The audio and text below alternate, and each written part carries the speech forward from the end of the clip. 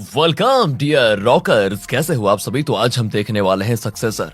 और दोस्तों ये मूवी दिल के बहुत ही करीब है, ध्यान से देखना। तो कहानी की शुरुआत में एक बहुत ही पुरानी और टूटी फूटी बिल्डिंग को दिखाते हैं। वहाँ पर एक छोटा लड़का सुबह उठकर लकड़ी के टुकड़े कर करके उससे स्टोव जलाता है और अपने परिवार के लिए चाय बनाता है। फिर वो पानी भरता है, नल खराब है तो उसे ठीक करता है। नानी को चाय देकर वो उनके पैर दबाता है। नानी का रेडियो भी खराब हो गया था तो वो उसे भी ठीक करता है। इस तरह सुबह उठकर ये बच्चा बहुत ही जिम्मेदारी के साथ घर के काम करता है। और ये मेहनती बच्चा ही दोस्तों हमारी कहानी का हीरो है, नाम है केविन। इनका परिवार काफी करीब है, लेकिन उसके बावजूद वो पढ़ाई में तेज है और परिवार की बहुत केयर करता है। जब से इसने होश संभाला तब से इसी तरह से घर के काम करता आ रहा है। अब क्योंकि केविन पढ़ाई में काफी तेज है तो उसकी टीचर को लगता है कि इस बच्चे की करीबी इसकी पढ़ाई के आड़े नहीं आनी चाहिए, इसीलिए वो एक स्पॉन्सर अरेंज करती है जो कि काफी अमीर आदमी है और वो इसी तरह के कई बच्चों की पढ़ाई के लिए आर्थिक मदद करता है। वो केविन के घर आता है। घर बहुत ही बुरी हालत में है दोस्तों, बैठने को एक चेयर तक नहीं। एक टूटी हुई बाल्टी को उल्टा करके उस पर बैठाते हैं उसे। ऊपर सीलिंग से पानी टपक रहा है। टेबल के बजाय ईंट का बना हुआ एक स्टैंड है वहाँ पर। एक बीमार नानी जो दीवार को ताक रही है, लगता है मानसिक रूप से पीड़ित है। स्पॉन्सर पूरे घर को देखकर समझ आता है कि ये लोग तो बहुत ज्यादा करीब है और शायद 2 वक्त की रोटी के लिए बहुत ही स्ट्रगल करते हैं। तो स्पॉन्सर केविन के पिता जॉन से कहता है कि देखिए, मैं आपके बेटे की पढ़ाई का पूरा खर्चा उठाने को तैयार हूँ। वैसे मैं बहुत सारे बच्चों को स्पॉन्सर करता हूँ, आप चाहें तो मैं इससे बेहतर घर भी आपको दिला सकता हूँ, क्योंकि ऐसे माहौल में बच्चों को पढ़ने में बहुत मुश्किल होती है। पर जॉन शांत होकर उसकी मदद को ठुकरा देता है। तब केविन की माँ, जिसका नाम जिया है, वो चाय वगैरह बनाकर लेकर आती है। वो जिया को भी समझाता है, लेकिन पति पत्नी साफ कह देते हैं कि हम जैसे भी हैं खुश हैं। हमसे जैसा बन पड़ेगा हम अपने बच्चे की पढ़ाई का खर्चा उठा लेंगे। आपने हमारे बच्चे के लिए इतना कुछ करना चाहा उसके लिए बहुत बहुत शुक्रिया, लेकिन हम आपसे कोई मदद नहीं चाहते। स्पॉन्सर भी बाहर आ जाता है दोस्तों, लेकिन वो काफी गुस्से में होता है कि इन्हें अपने बेटे की फ्यूचर की फिक्र ही नहीं है। बताओ, मैं उस बच्चे की लाइफ संवारने की बात कर रहा हूँ और ये लोग हैं कि ठुकरा रहे हैं उस चीज को। तब उस स्पॉन्सर के बेटे को दिखाते हैं दोस्तों, तो वो खेल रहा होता है। केविन बेबस होकर उसको देख रहा होता है, क्योंकि उसे भी टैब पर उन गेम्स को खेलने का मन करता है। उनके जाने के बाद यहाँ घर के अंदर जिया वॉश बेसिन के नीचे एक छोटा सा दरवाजा खोलती है तो लाइट जलती है। उस तरफ से किसी ने कपड़े वगैरह धोकर इस्त्री करके रखे होते हैं। फिर दोनों नीचे आते हैं और केविन से कहते हैं कि बेटा, ऊपर तुम्हारे कपड़े धोकर इस्त्री करके रखे हुए हैं, तुम उन्हें पहनकर स्कूल चले जाना। हम दोनों अभी काम के लिए निकल रहे हैं। और दोस्तों इनकी चाल देखकर पता चलता है कि ये लोग डरे सहमे और छुप छुप कर जा रहे हैं। क्यों? ये लोग अपनी गली को पार करके सड़क पर पहुंचते हैं तो वहाँ पर एक लग्जरी कार खड़ी होती है। पति पत्नी उस कार में जाते हैं और तब पता चलता है कि यार ये लोग तो रईस है और पैसों की इनमें कोई कमी है ही नहीं। बस केविन के लिए ये लोग इस तरह की गरीबी में जी रहे हैं। बाकी इनका बड़ा बिजनेस है दोस्तों और ये लोग करोड़ों में खेलने वाले अमीर आदमी है। तो सोचिए, ऐसे घर में अगर कोई इनके बेटे को स्पॉन्सर करने आए तो ये लोग तो मना नहीं करेंगे तो क्या करेंगे। घर पर केविन बेचारा सारा काम वगैरह करके स्कूल के लिए भागता है। नानी जो अभी तक व्हील चेयर पर बैठी थी वो उठ खड़ी होती है और ये कोई बीमार या मानसिक रोगी नहीं बल्कि बहुत ही बढ़िया एक्टर है दोस्तों। केविन के जाते ही वो झट से वॉकी टॉकी उठाकर इन्फॉर्मेशन देती है कि केविन घर से निकल चुका है। और यहाँ पता चलता है कि केविन के घर से लेकर स्कूल जाने तक के रास्ते पर जॉन के परिवार ने सीसीटीवी लगा के रखा हुआ है और हर कोने में दोस्तों इनकी टीम का एक मेंबर है जो केविन पे नजर रखता है कि वो सही सही जा रहा है या फिर नहीं। इन बातों को सुपरवाइज करने का काम इस नानी का काम है। इस नाटक से बेखबर बेचारा केविन रोज घर पर काम करके स्कूल जाता है।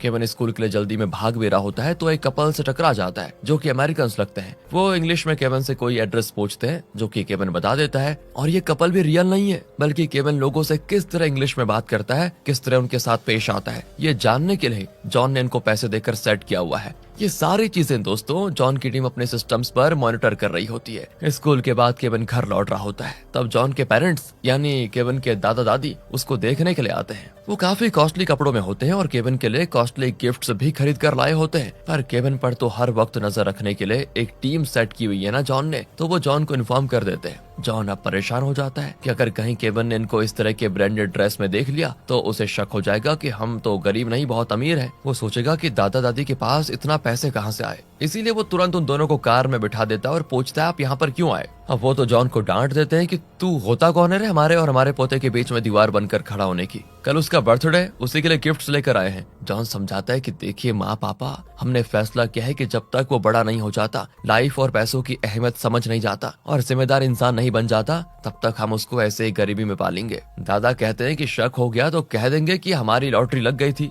बेचारा हमारा पोता है जिसको सोने की थाली में खाना चाहिए, उसे तुम बहुत टॉर्चर करके खिला रहे हो। ऐसे भी कोई बाप करता है क्या? जॉन कहता है कि माँ, हम भी तो गरीब ही थे और इससे कई ज्यादा मुश्किलों से गुजारे हैं हमने। उस वक्त मुझे जो लाइफ के बारे में सीख मिली वो शायद पैदाइशी अमीर होकर कभी नहीं मिलती। सब कुछ सोने की थाली में परोसा हुआ मिल जाता है तो लाइफ में आखिर सीखता ही क्या आदमी? कुछ नहीं। अब मैं चाहता हूँ कि मेरा बेटा भी शुरुआत से लाइफ को सीखे, ना कि बाप के पैसों से ऐश करे। एक बाप होकर अपने बेटे को एक अच्छा इंसान ही नहीं, अच्छा बिजनेसमैन बनाने की मैं हर कोशिश कर रहा हूँ।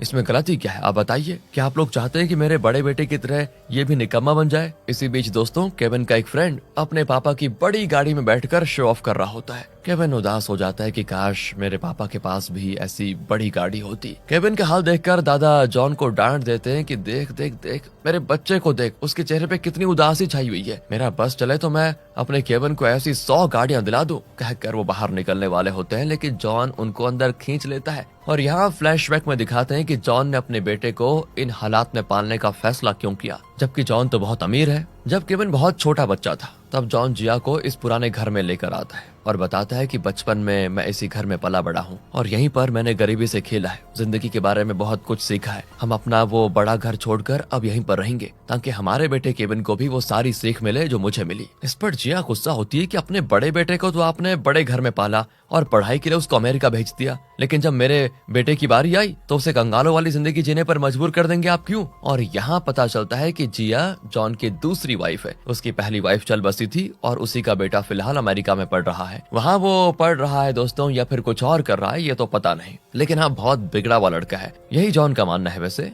और अपना केविन जिया का बेटा जो है उसके लिए जॉन कहता है कि दोनों मेरे ही बेटे हैं और मुझे दोनों से उतना ही प्यार है। अपने बड़े बेटे को तो मैं ठीक से बड़ा नहीं कर पाया, कम से कम छोटे बेटे को तो मैं सिखाना चाहता हूँ कि लाइफ क्या है और पैसों की अहमियत क्या है, मुश्किलें क्या होती है, उनका कैसे सामना करना होता है। ये सब बचपन से सीखेगा तभी आगे चलकर एक अच्छा इंसान बन पाएगा और फिर मेरे बिजनेस को सही दिशा में लेकर जा पाएगा। इस तरह समझाने पर जिया जॉन के इस प्लान के लिए मान गई थी और फिर वो केविन को, जो उस वक्त बहुत ही छोटा था लेकिन काफी चबी बेबी था दोस्तों, उसे इस पुराने घर में लेकर आ गए और तब से वो यहीं पर पलने लग गया। उस बिल्डिंग में उनके पड़ोसी भी इन्हीं के सेट किए हुए हैं दोस्तों, जो पैसों के लिए एक्टिंग कर रहे हैं। प्रेजेंट में केविन के बर्थडे के लिए उसके दादा दादी आ जाते हैं। ये लोग हमेशा उसके बर्थडे पर उसे एक बड़ी रकम देते हैं ताकि पोता कुछ अपने लिए खरीद ले, पर ये चीजें जॉन को पसंद ही नहीं है, इसलिए इस बार वो उन्हें सिक्योरिटी चेक की तरह पूरा टटोलता है और चेक करता है कि कहीं इनके पास कोई पैसे तो नहीं है। लेकिन इस बार जिया दादी के सॉक्स में पैसे देख लेती है और कहती है, क्या माँ जी, कितनी बार कहा है उसके लिए पैसे मत लाइए, वो बिगड़ जाएगा। और तब एक औरत चिल्लाती है कि केविन स्कूल से निकल गया है और घर आ रहा है। बस दोस्तों, सारे अड़ोसी पड़ोसी सभी अपने अपने कैरेक्टर में घुस जाते हैं और बढ़िया एक्टिंग करते हैं। केविन हमेशा स्कूल के बाद लाइब्रेरी में बुक्स लेने के लिए जाता है। आज भी वो लाइब्रेरी जाता है जहाँ एक आदमी कोई बुक पढ़कर हंसने लगता है। केविन पूछता है, ऐसा क्या है इस बुक में? वो आदमी बताता है कि इस बुक में लिखा है कि किस तरह एक बहुत ही गरीब घर का लड़का अपनी मेहनत और अपनी लगन से एक बड़े बिजनेस एम्पायर की स्थापना कर पाया। तुम्हें ये बुक जरूर पढ़नी चाहिए। कहकर वो केविन को बुक दे देता है। मतलब दोस्तों, ये भी जॉन का ही आदमी है और इस नाटक का किरदार भी है। इसको ऐसा करने की इंस्ट्रक्शंस दी गई है जॉन के द्वारा ताकि केविन को मोटिवेशन मिले। लेकिन केविन कहता है, मुझे ये बुक नहीं चाहिए, मैं तो कॉमिक्स पढ़कर ही खुश हूँ। फिर घर पर बहुत ही सस्ता केक काटकर केविन का बर्थडे सेलिब्रेट किया जाता है। दादी से बर्दाश्त ही नहीं होता कि उनका पोता जब छोटा था तो उसका अपना एक कमरा था, हर तरफ टॉयज होते थे, सॉफ्ट बेड पे हुआ करता था, वो इतने लाड प्यार से पाल रखा था इन्होंने, पर अब देखो बर्थडे पे उसे इतना सस्ता केक मिल रहा है। इस तरह इमोशनल होकर वो रोने भी लगती है। अब इससे पहले वो भावनाओं में बहकर केविन को बता देती कि तुम्हारा बाप मिलियनेयर है, तो जॉन उसके मुंह में केक घुसेड़कर उन्हें चुप करा देता है। और तब नानी दोस्तों वॉकी टॉकी उठाकर जॉन की टीम को इंस्ट्रक्शन देती है कि ये बुढ़िया बहुत नाटक कर रही है, कहीं अपना खेल बिगाड़ न दे, इसे तुरंत बाहर लेकर जाओ। असल में ये केविन की असली नानी नहीं है, बल्कि जब केविन बहुत छोटा था तो उसकी देखभाल करने के लिए इन्हें काम पे रखा हुआ था जॉन ने, और क्योंकि ये तब से परिवार के साथ थी तो केविन को इनसे बहुत लगाव हो गया। वो इन्हें अपनी नानी ही समझता है और इनकी बहुत केयर भी करता है। अब जॉन की टीम के आदमी आकर दादी को उठाकर बाहर लेकर जाते हैं, लेकिन तब दादा अपना विग निकालकर उसके अंदर से कुछ पैसे निकाल कर केविन को देते हैं। इन लोगों ने सब कुछ चेक किया लेकिन दादा का विग देखना भूल गए। और ये देखिए दोस्तों, उनके जाने के बाद केविन वो पैसे जॉन को दे देता है, क्योंकि उसे घर के हालात पता है, कोई उसे पैसे दे दे तो वो सीधा उसे अपने पेरेंट्स को ही देता है ताकि घर के खर्चे में काम आ पाए, अपने लिए वो कुछ नहीं करता। इतना ही नहीं, जॉन चाहता है कि केविन घर के खर्चों के बारे में भी जानकारी रखे। वो केविन से पूछता है कि बेटा, पिछले महीने पापा को कितनी पगार मिली और घर के लिए कितना खर्चा हुआ। बस इस एक सवाल पर केविन एक पूरी क्लियर लिस्ट बताता है कि घर में कितने पैसे आए, घर में दाल चावल सब्जी गैस इलेक्ट्रिसिटी पानी इन सब का बिल कितना आया और इन खर्चों के बाद कितना पैसा बचा। इतना जिम्मेदार बच्चा है केविन। उसकी बातें सुनकर जॉन और जिया की खुशी का ठिकाना ही नहीं होता कि वो लोग केविन को जिस तरह पालना चाह रहे थे ये बिल्कुल उसी दिशा में आगे बढ़ रहा है। तब जॉन उसको एक बॉक्स देता है और कहता है कि बेटा ये हमारे पूरे परिवार की सेविंग्स है,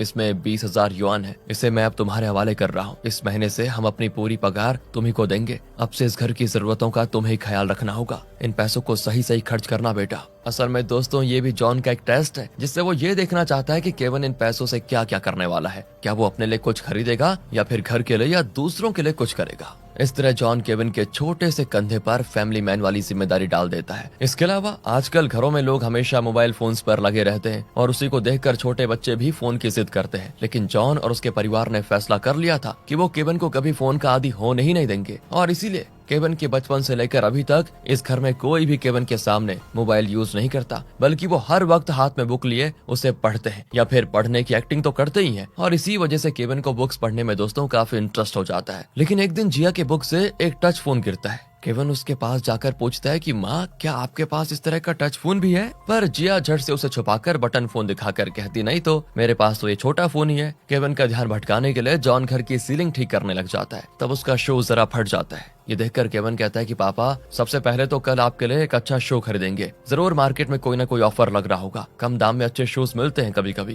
केविन के पेरेंट्स काफी प्राउड फील करते हैं कि हाथ में पैसे आते ही उसने अपने बारे में नहीं बल्कि पापा के बारे में सोचा कि उनको शूज की जरूरत है। केविन के सोने के बाद वो अपने कमरे की अलमारी खोलते हैं तो अंदर एक लिफ्ट होता है दोस्तों। वो झट से उसमें चढ़कर पहुंच जाते हैं बिल्डिंग के बेसमेंट में जो कि काफी बड़ा है। मतलब दोस्तों इस टूटे फूटे बिल्डिंग के बेसमेंट में चल रहा है जॉन और उसके परिवार का हाई लेवल ऑपरेशन, जिसके लिए एक बहुत बड़ी टीम हायर करके रखी हुई है इन्होंने। सालों साल चलने वाले इस नाटक के बैक स्टेज पर ये सब काम कर रहे हैं देखा, और इनका इकलौता मकसद यही है कि मालिक के बेटे को 24 घंटे मॉनिटर करे। इतना ही नहीं, केविन की लाइफ एकदम फुली प्लान करके रखी है जॉन ने, जैसे कि उसकी रोज की दिनचर्या क्या होगी, उसे रोज किन लोगों से मिलना है, किन से बात करना है, उसकी लाइफ में कौन सी घटनाएं होनी है। ये सब कुछ नैसर्गिक तरीके से होने के बजाय एक स्टेज ड्रामा की तरह हो रहा है दोस्तों, जिसमें घटनाएं बिल्कुल प्लान्ड है। लेकिन बेचारा केविन कुछ जानता ही नहीं, वो तो अपनी असलियत को सच मान कर जी रहा है और उन घटनाओं से गुजर रहा है जिससे उसको नहीं गुजरना चाहिए था। जॉन उन्हें बताता है कि पिछले 5 साल से आप लोगों ने इस मिशन पर जो बढ़िया काम किया है उसके लिए मैं सबकी सैलरी डबल कर रहा हूँ। सुनकर सभी खुश हो जाते हैं। यहाँ सीन शिफ्ट होता है फ्लैशबैक में, जिसमें बताते हैं कि ये मिशन शुरू कैसे हुआ। केविन बहुत छोटा था, उसे जॉन के शानदार घर में पाला जा रहा था। उसकी पसंद की हर चीजें उसे मिलती थी, चाहे वो आइसक्रीम हो, कैंडी हो, कॉस्टली टॉयज हो, सब कुछ देकर उसे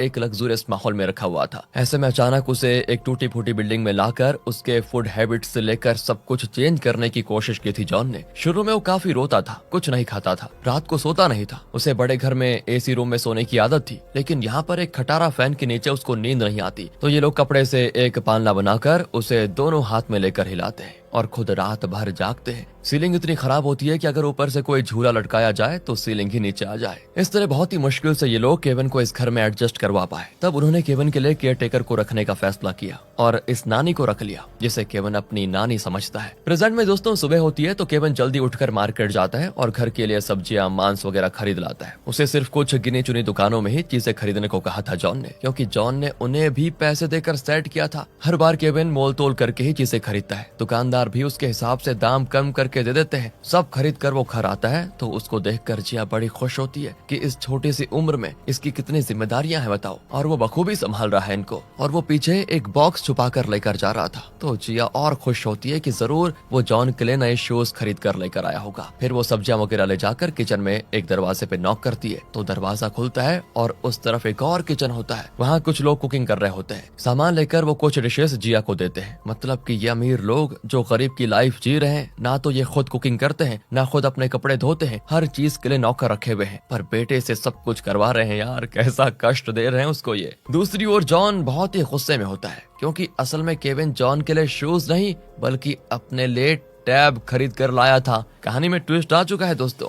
और ये देखिए बाथरूम में भाई साहब उसमें कोई गेम खेलते हैं और फिर उसे वहीं एक जगह छुपा कर बाहर आ जाता है। ये सारी चीजें सीसीटीवी पर देखकर अब जॉन परेशान हो जाता है कि इतने सालों से उसने अपने बेटे को जिस ढांचे में ढालने की कोशिश की वो सब एक ही पल में मिट्टी में मिल गया। सेविंग्स के पैसों से केविन ने ना घर के लिए कुछ खरीदा ना जॉन के लिए शूज खरीदे। वो टैब जैसी बेकार चीज लेकर आ गया जबकि उसकी इन्हें जरूरत ही नहीं थी। ये लोग सीसीटीवी पर चेक करते हैं कि केविन ने वो टैब कहां से खरीदा। असल में उसने एक दुकान से खरीदा था जहां कोई ऑफर चल रहा था और 1 हफ्ते के अंदर उसको लौटाया जा सकता है। जिया कहती कि देखा इसीलिए मेरे बेटे ने खरीदा कि 1 हफ्ता इसे यूज करके लौटा दूंगा तो पैसे वापस मिल जाएंगे, पर आपने मेरे बेटे को गलत समझा। वो देखो अभी से बिजनेस माइंड सोच रहा है। फिर जॉन काम के लिए किसी दूसरे टाउन जाने का बहाना करके पोटली वगैरह बांध कर घर से निकलता है। वो केविन से कहता है कि बेटा जब तक मैं नहीं लौटा था तुम ही हेड ऑफ द फैमिली हो, तुम्हें इस घर को संभालना है, माँ और नानी का ख्याल रखना, ठीक है। इस तरह इमोशनली कहकर वो चला जाता है। तब जॉन का शू टूट कर गिर जाता है तो केविन रो पड़ता है कि मैंने गलती कर दी, टैब खरीदने के बजाय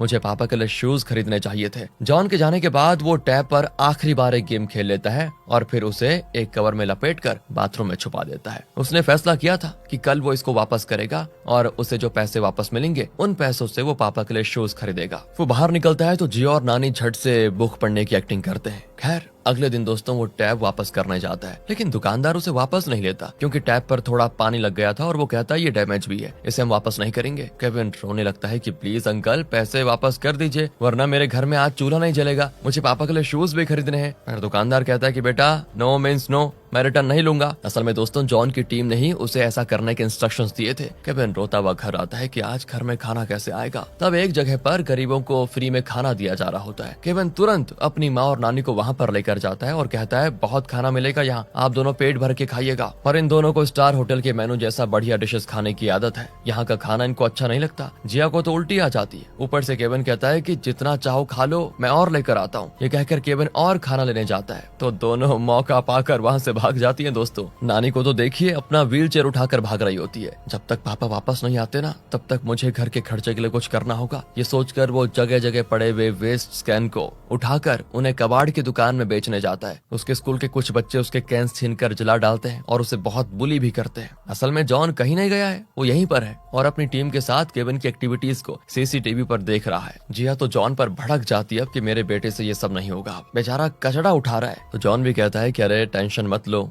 बचपन में मैंने इससे भी ज्यादा कचरा उठाया था। हर काम इंसान को कोई न कोई सीख जरूर देता है, सीखने दो मेरे बेटे को। तब ये लोग सीसीटीवी में देखते हैं कि केविन कैंस लेकर जा रहा होता है और फिर वो एक सुपरमार्केट में रुकता है, वहां अंदर जाता है क्योंकि यहाँ उसे वेस्ट कैंस मिलने के चांसेस है। अंदर कैश बॉक्स खुला होता है और उसमें नोट के गड्ढे पड़े होते हैं। यहाँ इन सब का दिल धक धक कर रहा होता है कि घर की हालात और गरीबी के बारे में सोचकर कहीं बेटा कैश बॉक्स पर हाथ साफ न कर दे। सब डरे सहमे देख रहे होते हैं। केविन का हाथ उस कैश बॉक्स की ओर जाता है लेकिन वो उसे बंद करके वहाँ के स्टाफ से कहता है कि दीदी अगर कैंस जमा हो जाए तो उन्हें फेंक मत देना, मैं कल आकर ले जाऊंगा आपसे। तब जाकर इनकी जान में जान आती है कि नहीं बेटा बिगड़ा नहीं, वो सही रास्ते पे जा रहा है, उसका जमीर फिसला नहीं। केविन जिस रास्ते से गुजरता है अब ये लोग वहाँ कैंस डालने लगते हैं ताकि उसे आसानी से कैंस मिले। फिर वो भी उन कैंस को उठा रहा होता है और तब कॉस्टली बाइक में एक आदमी आता है जो कहता है कि बेटा मैं तुम्हारे सारे कैंस खरीदूंगा। दिखने में तो अमेरिकन लगता है और इंग्लिश में पूछता है क्या मेरी बाइक में एक राइड चलोगे। केविन भी उससे इंग्लिश में बात करता है और कहता है कि हाँ जरूर चलूंगा। फिर वो केविन को एक लग्जरी होटल में ले जाकर वहाँ के रेस्टोरेंट में बहुत सारे डिशेस खरीद कर देता है कि खाओ बेटा। इस तरह का खाना केविन ने कभी देखा ही नहीं था और काफी टेस्टी भी होता है उसके लिए।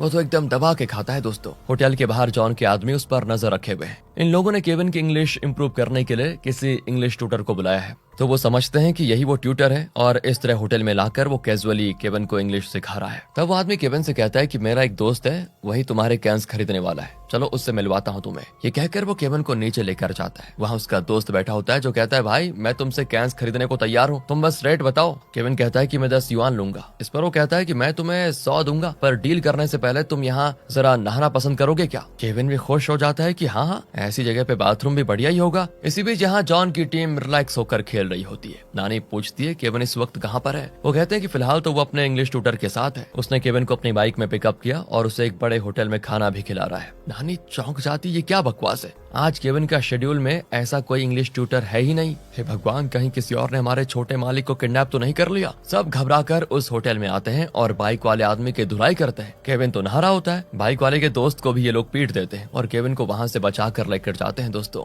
और फिर पता चलता है कि बाइक वाले का दोस्त और कोई और नहीं, जॉन का बड़ा बेटा बैरी है। पर इससे पहले कि केविन को कुछ पता चले, वो उसे वहाँ से लेकर चले जाते हैं। जी हाँ, फिर बैरी की मरहम पट्टी कर रही होती है। वो कहता है कि अरे मैं तो बस यहाँ घूमने आया था, सोचा अपने छोटे भाई से मिल लूं, और आप लोगों ने तो हद ही पार कर दी ना। उस बेचारे को ऐसी बदतर लाइफ जीने पर क्यों मजबूर कर रहे हैं आप लोग। तो जॉन कहता है कि वो इसीलिए बेटा कि तुम्हारी तरह वो आवारा और गैर जिम्मेदार नहीं बन जाए। वैसे वो अमेरिकन कौन है? बैरी बताता है कि वो मेरा लिव इन पार्टनर है। जॉन अब अपना माथा पीट लेता है कि अपनी खुद की लाइफ तो तुमसे संभाली नहीं जा रही, ऊपर से लिव इन पार्टनर भी है तुम्हारा। मेरा मुंह मत खुलवाओ अब और चुपचाप वापस अमेरिका चले जाओ। अब घर पे केविन जॉन से माफी मांगता है कि पापा, मैं आपकी तकलीफ को नहीं समझ पाया और शूज के बजाय टैब लेकर आ गया। आइंदा मैं कभी ऐसा नहीं करूंगा पापा। जॉन भी कहता है कि तुमने अपनी गलती मानकर माफी मांग ली, ये कोई छोटी बात नहीं है बेटा। आगे से जो भी करो सोच समझ कर करो, बस तुम रो मत, पापा तुमसे गुस्सा नहीं है अब। वैसे शायद तुम कैंस कलेक्ट करके उन्हें बाहर बेचकर पैसे कमाने की सोच रहे हो, है ना? बहुत अच्छी कोशिश की तुमने, लेकिन इस तरह कैंस के लिए जगह जगह भटकने से अच्छा है कि तुम किसी स्टेडियम में जाओ, क्योंकि वहाँ मैच में कोई ना कोई टीम तो हारेगी। तब ऑडियंस ग्राउंड्स पर कैंस फेंकते हैं, वहाँ तुम्हें ढेर सारे कैंस एक ही जगह मिल जाएंगे। और दोस्तों फिर अगले दिन एक मैच भी होता है जिसमें एक टीम बहुत ही खराब खेल कर हार जाती है, और तब ऑडियंस ढेरों कैंस, प्लास्टिक बॉटल्स,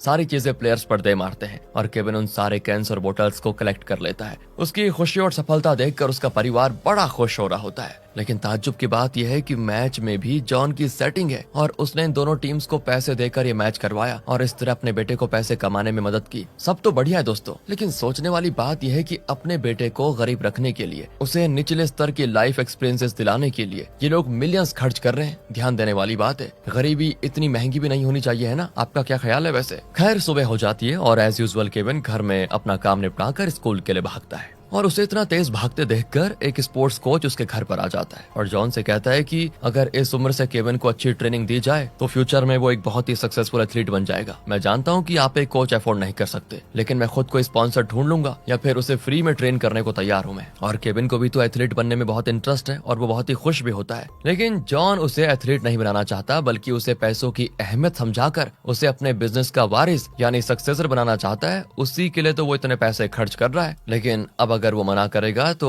केविन उदास हो जाएगा, इसलिए वो कोच के सामने तो हाँ कर देता है। लेकिन बाद में अपनी टीम के साथ बैठकर वो सोचता है कि केविन को एथलीट बनाने से कैसे रोका जाए। जब केविन सो रहा होता है तो उसके पैरों में एक तरह का जेल लगाते हैं, जिससे कि सुबह उठने पर वो कुछ घंटों के लिए ठीक से चल ना पाए। सुबह होता वैसा ही है और ये लोग तो घबराने की एक्टिंग करते हैं कि बेटा क्या हो गया तुम्हें, और उसे सीधा हॉस्पिटल लेकर जाते हैं। वहाँ पे भी जब इतने अमीर हैं तो वहाँ पर भी हॉस्पिटल वालों को खरीद लिया होता है इन्होंने। वहाँ पर सब इन्हीं के लोग होते हैं और इनके कहने के बाद डॉक्टर भी कह देता है कि हाँ, आज के बाद आपके बेटे को रनिंग करना मना है। खासकर अगर वो कोई एथलीट बनना चाहता है तो उससे कहिए अपना सपना छोड़ दे। अगर ये तेज भागा तो पैरों की हड्डियां टूट सकती है। केविन को लगा कि वो ट्रेन होकर एक टॉप एथलीट बनेगा और अपने परिवार को गरीबी से ऊपर निकालेगा, उन्हें एक अच्छी लाइफ देगा। लेकिन अब उसका यह सपना एक पल में टूट कर बिखर गया दोस्तों। जॉन कहता है कि बेटा, अगर तुम परिवार के लिए कुछ करना चाहते हो तो इस शहर की टॉप यूनिवर्सिटी का एंट्रेंस एग्जाम दो और बिजनेस मैनेजमेंट का कोर्स करो। फिर देखना तुम्हें कितनी सारी अपॉर्चुनिटीज मिलती हैं और तब तुम वो सब कर पाओगे जो तुम इस परिवार के लिए करना चाहते हो। क्या अपने पापा की खातिर ये सब करोगे?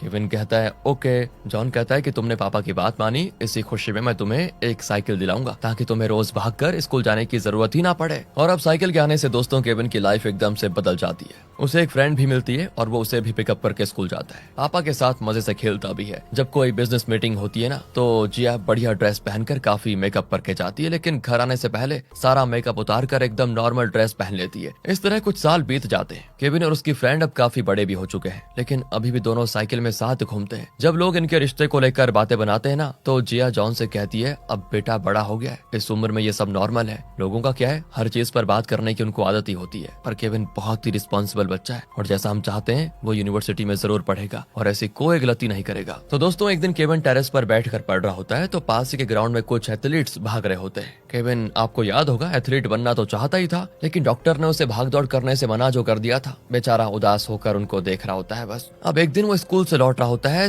तो ये देखिए ग्राउंड में नानी बास्केटबॉल खेल रही है। वो चौंक जाता है कि नानी तो व्हील चेयर पर पड़ी रहती है, उठ भी नहीं सकती, वो खेल कैसे रही है। उसे देखते हुए नानी भी देख लेती है और वहाँ से ऐसे भागती है कि पूछो मत दोस्तों। केविन उनका पीछा करता है लेकिन नानी उससे भी फास्ट भागती है और लॉन्ग जंप, हाई जंप, सारी जंप करके घर पहुंच जाती है और हमेशा की तरह बेड पर बैठ जाती है। केविन पूछता है, नानी मैंने अभी अभी आपको बास्केटबॉल खेलते हुए देखा था। एंड फिर वो जरा डगमगा जाती है जिसे केविन नोटिस कर लेता है। बेटा मैं तो चल भी नहीं सकती, बास्केटबॉल कैसे खेल सकती हूँ। पर केविन का शक दूर नहीं होता। वो अपनी माँ को ढूंढता है लेकिन जिया अपने कमरे में नहीं होती। वो पूरे घर की तलाशी ले लेता है लेकिन जिया का कहीं पता नहीं चलता। नीचे बेसमेंट में जिया ये सब देखकर डर जाती है कि केविन को पता चलने वाला है सारा खेल। वो जल्दी से उस लिफ्ट के जरिए अपने कमरे में आ जाती है। उसे फुल मेकअप में देखकर केविन पूछता है कि आपके पास मेकअप के पैसे कहाँ से आए, आप थी कहाँ पर, मैंने पूरे घर में आपको ढूंढा। वो कहती है मैं तो अपने कमरे में सो रही थी बेटा। अरे माँ मैंने आपके कमरे में हर जगह देखा, आप नहीं थी। और नानी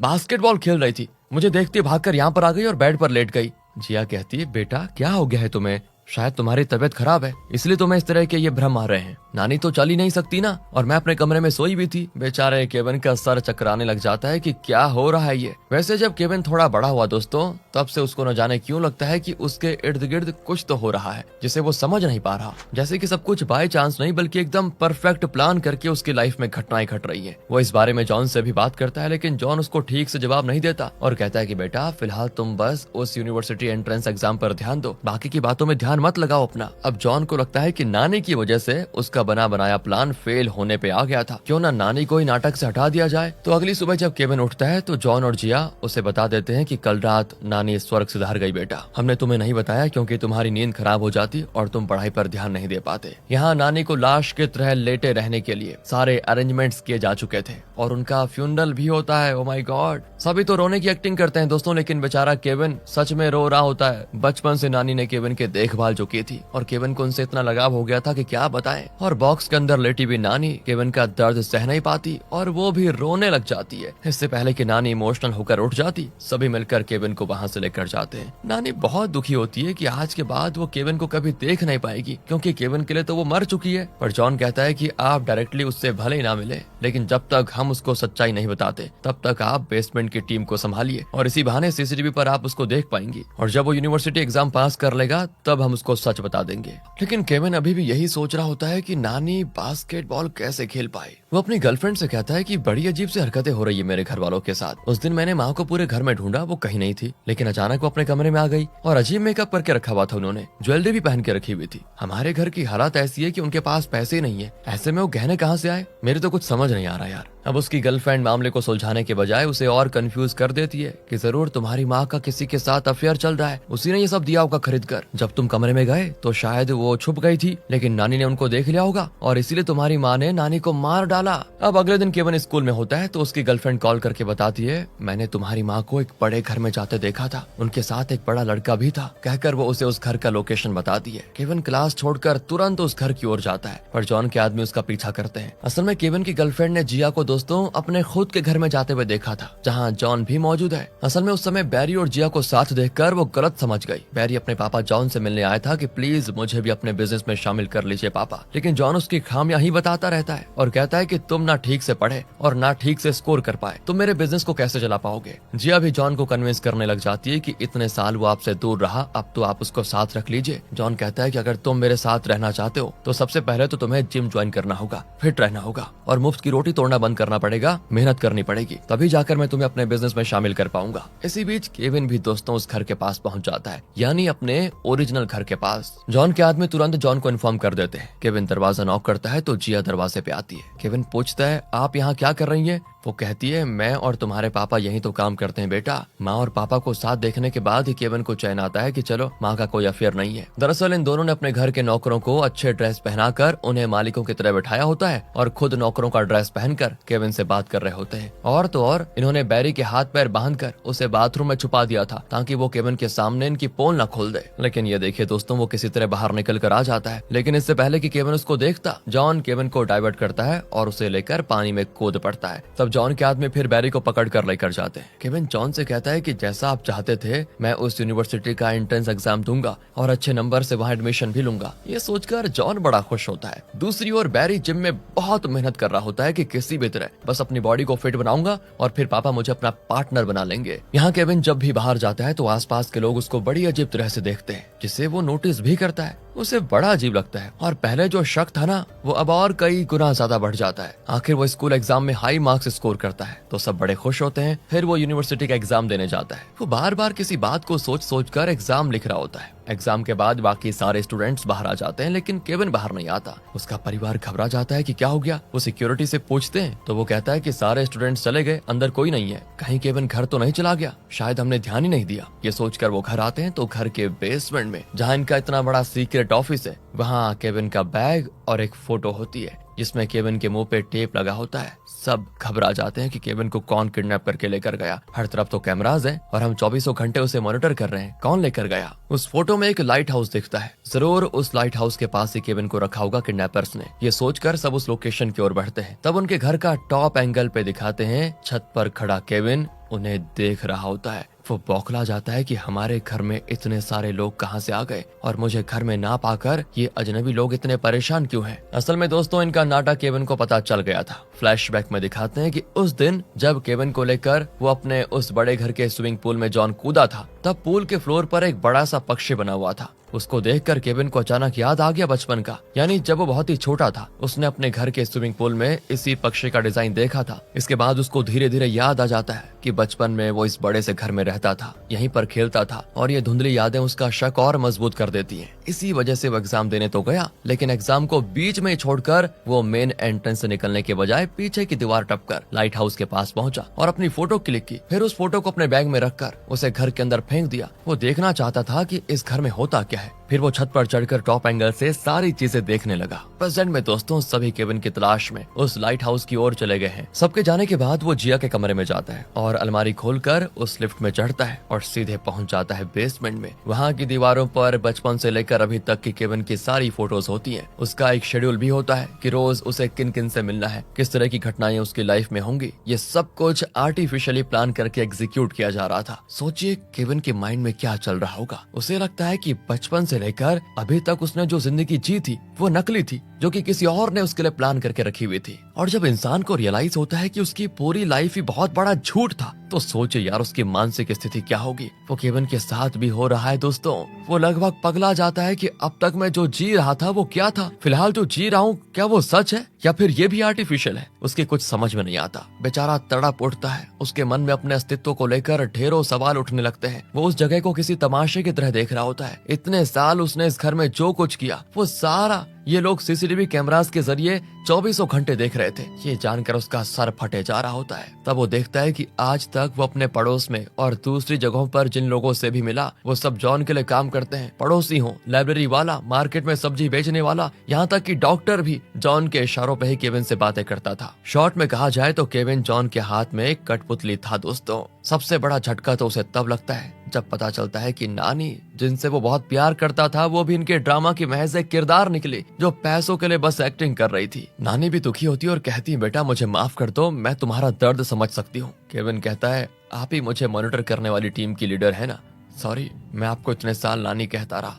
ये सुनकर नानी भी टूट जाती है। इतने में बाकी लोग भी वहाँ वापस आ जाते हैं। जिया बहुत रोती है कि बेटे को इस नकली जिंदगी का पता चल गया और शायद वो इनको माफ नहीं करेगा। लेकिन जॉन थोड़ा स्माइल करके केविन को शांत करने की कोशिश करता है और कहता है कि हम यूनिवर्सिटी एग्जाम के बाद तुम्हें सब कुछ बताने ही वाले थे बेटा। हमने नहीं सोचा था कि तुम्हें इस तरह पता चल जाएगा। हम गरीब नहीं थे बेटा, बहुत ही अमीर है, पर अमीर बाप का बेटा होकर तुम्हारे बड़े भाई ने जो आवारागर्दी की ना, उसके बाद मैंने फैसला कर लिया कि तुम्हें मैं उस तरह बिगड़ने नहीं दूंगा। इसलिए हमने ऐसा माहौल में तुम्हें बड़ा किया ताकि तुम एक जिम्मेदार इंसान बन जाओ। इस तरह जॉन उसको काफी दिलासा देने की कोशिश करता है, लेकिन केविन सिर्फ एक सवाल करता है, क्या आप सच में मेरे पापा हैं या मेरे पापा कोई और हैं और आपको उन्होंने क्या हायर करके रखा हुआ है मेरा पापा बनने के लिए। जिया तो ये सुनकर केविन से लिपट कर रोती भी है और उसे बहुत समझाती है कि ये सब हमने तुम्हारी भलाई के लिए किया बेटा। लेकिन वो कहता है कि मुझे एक छोटी जिंदगी जीने पे मजबूर करके आप लोगों को लगा कि इससे मेरी भलाई होगी। वाह, प्लीज मुझे अपने हाल पे छोड़ दीजिए। मुझे आपका कुछ नहीं चाहिए, मैं आजाद जिंदगी जीना चाहता हूँ। जिया उसका हाथ पकड़कर रोती है, लेकिन फिर वो हाथ छोड़ देती है कि जाओ बेटा, तुम जहाँ भी रहो, जैसी भी लाइफ चुनो, बस खुश रहो। केविन सीधे जाकर बेसमेंट का शटर खोलता है। उस तरफ कोई आश्रम होता है जहाँ पे बच्चे मजे से खेल रहे होते हैं। उनको खेलते देखकर केविन को अजीब सा चैन महसूस होता है और वो पानी में कूदकर मजे से वहां से भागता है। अब जॉन को अपनी गलती का एहसास होता है दोस्तों, कि मैं कितना सेल्फिश था। अपने मकसद के लिए मैंने अपने बेटे को नकली जिंदगी जीने पे मजबूर कर दिया। यहाँ से बैरी को दिखाते हैं जो अब काफी फिट हो चुका है और अपने दोस्त के साथ एवरेस्ट पर चढ़ने जा रहा है। दोनों ऊपर तक पहुंच भी जाते हैं। जिस बेटे को जॉन निकम्मा कहता रहा, उसने ये कर दिखाया, बताओ। बैरी बहुत खुश होता है और शायद इसी मकसद के लिए वो जिम में ट्रेन करने गया था। वो चिल्लाता है कि पापा, मैं निकम्मा नहीं हूँ, बहुत कुछ कर सकता हूँ। दूसरी ओर दोस्तों, केविन आखिर एक एथलीट बन ही जाता है और एक मैराथन में दौड़ रहा होता है। बैरी और उसके दोस्त उसके साथ भागते हुए उसे खूब चीयर करते हैं। जॉन और जिया अपने शानदार घर में बैठकर मैराथन का लाइव देख रहे होते हैं। लगता है केविन ने इनके साथ सुलह कर ली है और दोनों अपने बेटे के लिए बड़े खुश हैं। मैराथन भागते भागते बेचारा आदत का मारा साइड में पड़े हुए कैंस और बॉटल्स उठाने में लग जाता है और सब कुछ समेट कर भाग रहा होता है। देखो, ये देखकर जॉन अपना माथा पीट लेता है कि हे भगवान, जिस तरह कुत्ते ने जहाँ खंबा देखा वहाँ पैर उठा लिया, ये मेरा वारिस जहाँ कैंस देखता है उठा लेता है। तो जिया भी कहती है, उसे दोष क्यों देते हो? तुम्ही ने तो उसे बचपन में ये सब सिखाया था, बेचारा उसको भुला नहीं पाया। अब आइंदा मेरे बेटे की लाइफ में तुमने दखल दिया ना, तो मुझसे बुरा कोई नहीं होगा। उसे अपनी मर्जी की लाइफ जीने दो। इस तरह मजाक करते करते वो टीवी देख रहे होते हैं और इसी के साथ दोस्तों ये कहानी यहाँ पर खत्म होती है। अब आप बताइए, आपको क्या लगता है? थोड़ा अलग किस्म की मूवी थी, मजा आया होगा आपको। एक्सप्लेनेशन कैसा